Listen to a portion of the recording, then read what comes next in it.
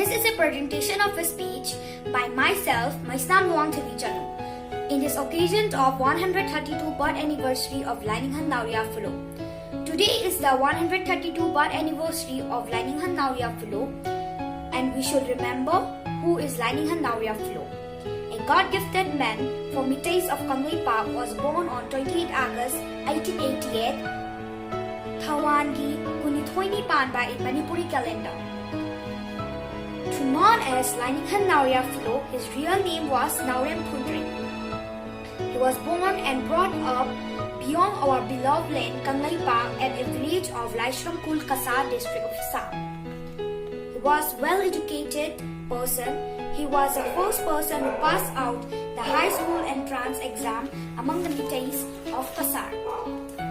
During his lifetime, he worked different professions, started from a teaching profession. He worked as an assistant headmaster in different government schools of Assam. Later, he served as clerical staff at Silchar DC office. After 2 years service at DC office, he joined Assam Police Service as sub-inspector. He got promoted as office in charge OC at Rangia Police Station.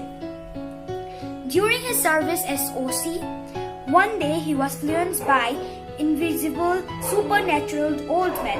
Many valuable advice and command was given by the old man. He became more restless day by day.